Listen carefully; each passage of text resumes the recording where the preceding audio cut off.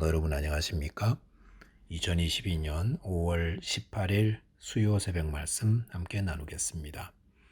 함께 나누실 하나님 말씀은 고린도전서 9장 1절에서 12절까지입니다. 본문에서는 복음을 위해 자기 권리를 포기한 바울의 가르침이 기록되어 있습니다. 본문을 통해 주님의 나라를 위한 사역자는 자기 권리를 주장하는 자가 아니며 복음을 위해 자기 권리를 포기하는 자임에 대해 묵상하겠습니다. 첫째 묵상할 내용은 주님의 나라를 위한 사역자는 자기 권리를 주장하지 않는다라는 것입니다. 본문 1절에 보시면 내가 자유인이 아니냐, 사도가 아니냐, 예수 우리 주를 보지 못하느냐, 주 안에서 행한 나의 일이 너희가 아니냐라고 하였습니다. 이 말씀은 바울이 가진 권리에 대한 이야기입니다. 바울은 먼저 자신이 자유인이라고 하였습니다.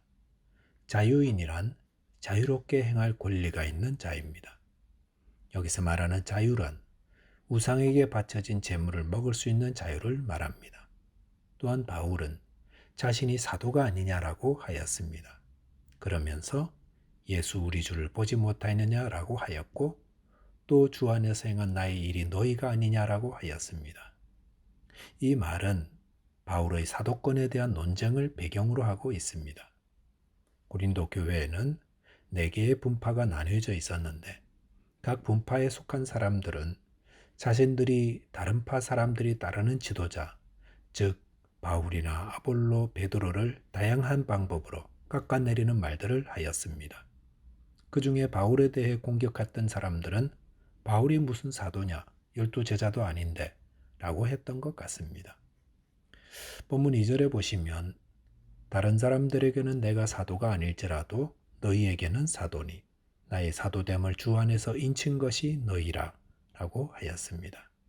이 말은 내가 다른 데서는 사도가 아니라는 말을 듣는다 쳐도 고린도 교회 성도들 여러분들에게서는 제가 사도가 분명합니다 라는 말입니다. 왜냐하면 고린도 교회 성도들이 복음을 듣고 예수님 믿게 된 것이 바울을 통해서이기 때문입니다. 주님께서는 바울을 사도로 세웠는데 그것은 이방인에게 복음을 전하게 하기 위함이었습니다. 그 결과 고린도 교회 성도들이 구원을 받았습니다. 그러므로 고린도 교회 성도들은 바울이 사도라는 것을 인정해주는 자들이다 라는 것입니다. 이렇게 바울은 자신이 사도라는 사실을 확증한 후 본문 4절에서 우리가 먹고 마실 권리가 없겠느냐라고 하였습니다. 바울은 복음을 전하는 사도로서 권리가 있다고 했습니다.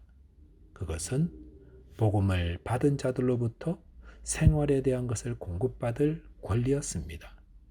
그런데 바울은 그런 것을 하나도 주장하지 않았습니다. 왜 바울은 사도로서의 권리를 사용하지 않은 것입니까? 그리고 그 앞에 말한 우상의 재물을 먹을 자유와 그 권리를 사용하지 않은 것입니까? 그것은 그 권리들보다 더 중요한 것을 지키기 위해서라 할 수 있습니다. 사람들은 지키고 싶은 중요한 것이 있을 때 자신이 요구할 권리를 주장하지 않습니다. 솔로몬 왕에게 갓난아이를 가지고 나와 서로 자기 아이라고 주장했던 두 여인도 보십시오. 솔로몬이 칼을 가져와서 갓난아이 잘라서 절반씩 나눠주라 했습니다. 그럴 때에 가짜 엄마와 진짜 엄마가 극명히 드러나지 않았습니까? 가짜 엄마는 자기 권리대로 아기의 절반을 달라고 주장했습니다. 하지만 진짜 엄마는 자기 권리를 주장하지 않았습니다. 왜 그렇습니까? 살리고 지켜야 할 더 중요한 것이 무엇인지 알았기 때문입니다. 누가 교회의 진정한 사역자일까요? 내가 주장해야 할 권리가 무엇인지 잘 알고 그것을 주장하는 자가 아닙니다. 주님의 교회를 생각하는 사람은 자기 권리를 주장하지 않습니다. 이 교회 안에 있는 모든 분들이 다 권리가 있습니다.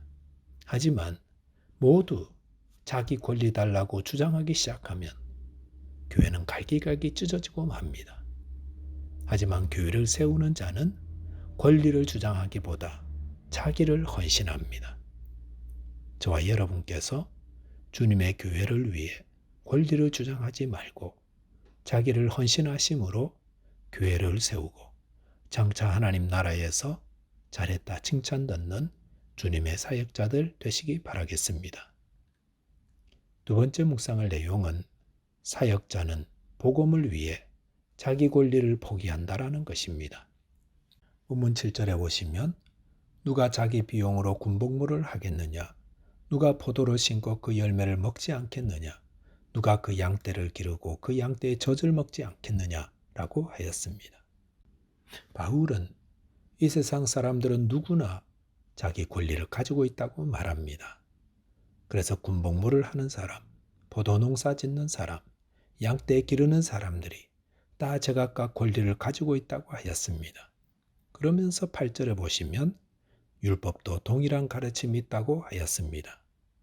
본문 9절에 보시면 모세의 율법에 곡식을 밟았더는 소에게 망을 씌우지 말라 기록하였으니 하나님께서 어찌 소들을 위하여 염려하심이냐 라고 하였습니다.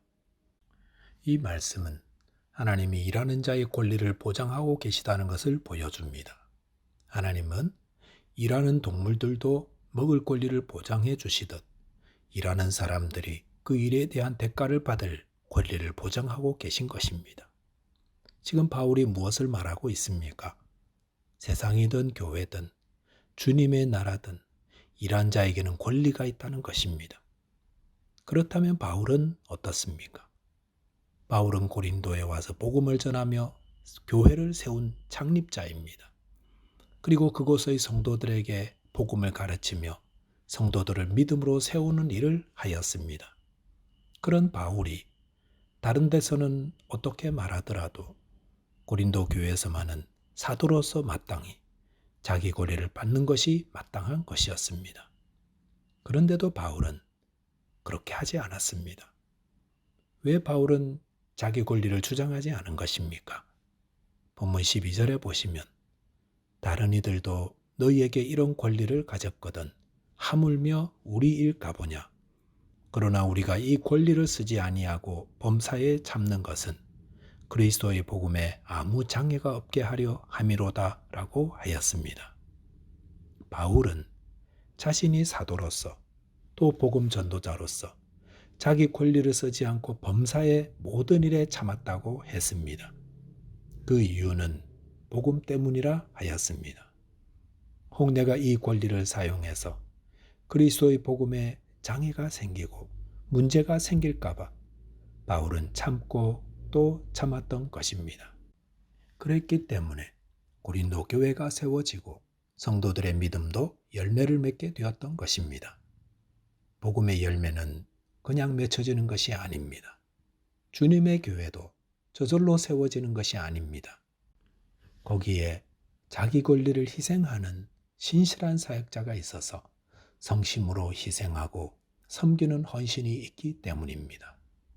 바울을 보십시오. 그는 고린도 교회에서 가장 큰 권리를 주장할 수 있는 자였습니다. 그런데도 그는 자기 권리를 주장하지 않고 범사에 참았습니다.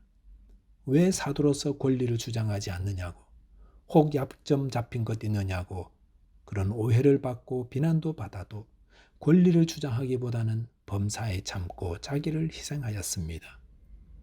그것은 예수 그리스도를 본받은 모습입니다. 예수님은 이 땅에 대해 가장 큰 것을 요구하실 권리를 가진 분입니다. 그런데도 예수님은 이 땅에 오셔서 오히려 자기를 비워 종처럼 섬기셨습니다. 그리고 그 결과 죄인들을 용서하시고 영생을 주시는 하나님의 구원을 이루셨던 것입니다. 바울은 이 예수 그리스도를 본받아 자기 권리를 주장하지 않고 범사에 참고 헌신하는 자 되었습니다. 저와 여러분에게는 어떤 권리가 있습니까? 예수님 닮은 바울처럼 그 권리를 주장하기보다 주님의 나라를 위해 참고 오히려 헌신하는 자 되시기 바라겠습니다. 말씀을 정리하겠습니다. 주님의 교회를 위한 참된 사역자는 자기 권리를 주장하기보다 헌신하는 자입니다. 저와 여러분들이 복음을 위해 자기 권리를 포기함으로 주님의 교회를 견고히 세우게 되시기 바라겠습니다. 기도하겠습니다. 하나님 아버지, 주님의 교회를 위해 자기 권리를 참는 자들로 인해 이 교회가 견고히 세워지는 줄 믿습니다. 저희 모두 복음을 위해 자신이 가진 권리를 참고 또 자기를 희생함으로 주님께 칭찬 듣는 자 되게 하여 주옵소서. 예수 그리스도 이름 의지하여 기도하옵나이다. 아멘. 오늘도 주 안에서 승리하는 하루 되시기 바라겠습니다. 감사합니다.